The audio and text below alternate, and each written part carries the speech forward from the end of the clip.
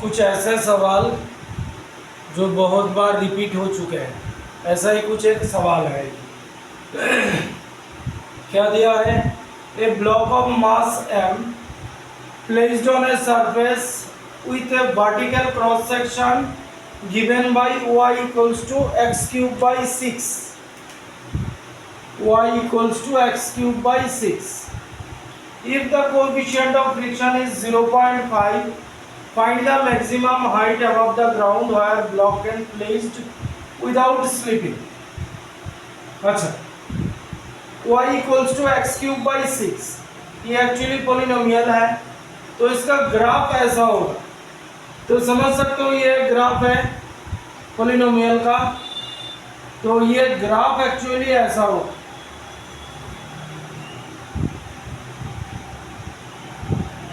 y equals to x cube by 6 ऐसा होगा। तो बेसिकली ये ग्राफ गिवन है, तो ये फर्स्ट फंडामेंटल है ग्राफ कैसा होगा। तो हमें इतना ज़रूरत नहीं है क्योंकि y x दोनों ही पॉजिटिव है, तो सिर्फ हम पॉजिटिव क्वाड्रेंट को लेंगे ऐसा। A block of mass m is placed on a surface with a vertical। अब यहाँ पर कहीं एक जगह पे एक ब्लॉक प्लेस्ड किया हुआ है ऐसे। Find the maximum height above the ground, ये एक्स एक्सिस, ये y axis. Find the maximum height above the ground where the block can placed without slipping। तो maximum height above the ground मतलब ये height निकालने को बोला है, मतलब y एक्सिस ये हाइट निकालने को बोला है। तो ये बेसिकली लास्ट जो मैंने प्रॉब्लम किया था, एक प्रॉब्लम था हेमिस्फेरिकल डिच का, उस टाइप का ही है। तो यहाँ पर हम क्या करेंगे, यहाँ पर एक टेंजेंट बना लेंगे। तो ऐसे बना लिया टेंजेंट। अब ये हो गया थीटा, ब्लॉक का मास है m। अब mg सीधा इस तरफ एक्ट करेगा। अब ये अच्छा, ये वाला जो पोर्शन एक्चुअली ब्लॉक ऐसे रखा हुआ है, mg हमने डाउनवर्ड ले लिया। अब नॉर्मल रिएक्शन फोर्स, पिछले प्रॉब्लम में भी मैंने इसको अच्छी तरीके से समझाया था। अब इसका नॉर्मल रिएक्शन फोर्स, ये जो पोर्शन है जस्ट हेमिस्फेरिकल टाइप, ये वाला नॉर्मल रिएक्शन फोर्स इस तरफ होगा। मतलब नॉर्मल रिएक्शन फोर्स इस तरफ होगा, ये रहा नॉर्मल रिएक्शन फोर्स। अब mg इधर है, नॉर्मल रिएक्शन फोर्स इधर है, तो इसका कंपोनेंट क्या होगा देखो। तो ये एंगल है थीटा, ये एंगल है थीटा, ये 90 डिग्री, ये हो गया 90 माइनस थीटा। अब ये लाइन एंड दिस लाइन दोनों, ये दोनों के बीच में ये जो एंगल है, ये एंगल एंड ये एंगल, ये थीटा होगा देखो, क्योंकि ये line, this line and this line are perpendicular. अगर ये 90 माइनस थीटा है तो बेसिकली ये मेनली ये थीटा होगा, 90 माइनस थीटा प्लस थीटा मतलब 90 डिग्री होगा। तो ये हो गया थीटा, तो ये हो गया mg cos थीटा, थीटा के साथ है, ये हो गया mg sin थीटा। ये हो गया नॉर्मल रिएक्शन फोर्स। अब फ्रिक्शन की बात करें। ब्लॉक यहाँ पर रेस्ट में है। अब कर्व तो ऐसा है, कर्व ऐसा है, तो ब्लॉक यहाँ पर रेस्ट में है, तो फ्रिक्शनल फोर्स सोच के देखो इस तरफ एक्ट करेगा, क्योंकि अगर फ्रिक्शनल फोर्स इस तरफ एक्ट नहीं करेगा तो ब्लॉक स्लिप करेगा नीचे की तरफ, ब्लॉक का मोशन नीचे की तरफ होगा।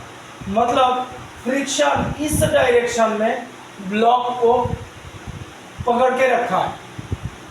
हेमिस्फेरिकल डिच वाला जो प्रॉब्लम है लास्ट क्लास में करवाया था, सेम वही है, जस्ट ये नया कुछ ऐड किया है। तो फ्रिक्शन इधर होगा, mg sin थीटा इधर, n इधर, mg cos थीटा इधर। तो ब्लॉक इधर रेस्ट में है, मतलब इक्विलिब्रियम में है, तो n equals to mg cos theta, fs equals to mg sin theta, equilibrium. अब fs को लिख सकते हैं mu s into n equals to mg sine theta. Mu s given है हमारा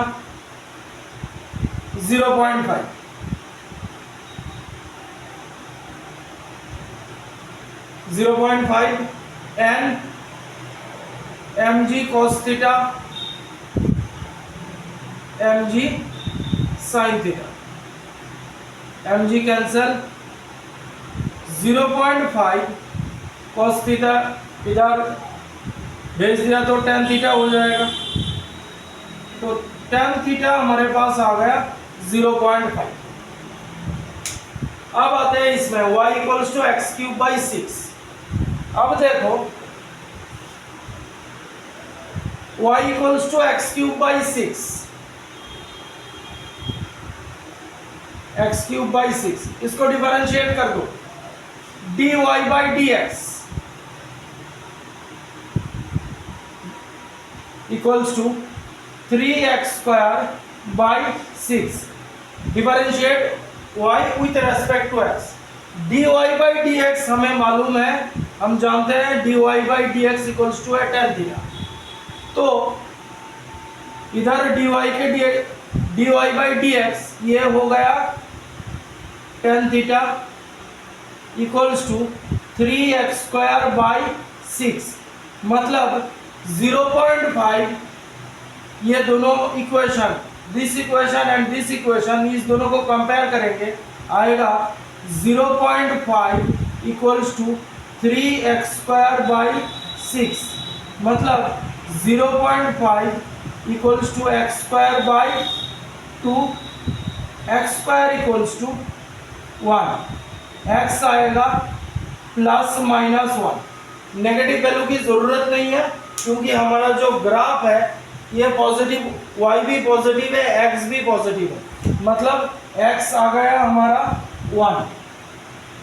अब हमें y मतलब ये हाइट निकालने को बोला है, ये जो गिवन है y equals to x cube by 6, y ये है, तो हमें ये हाइट निकालने को बोला, तो x की जगह 1 पुट कर दो, y आएगा 1/6, मतलब ये हाइट हो गया 1/6, मतलब 1 ग्राउंड से इस हाइट में रखेंगे, 1/6 मीटर हाइट में रखेंगे, ये ब्लॉक स्लिप नहीं करेगा।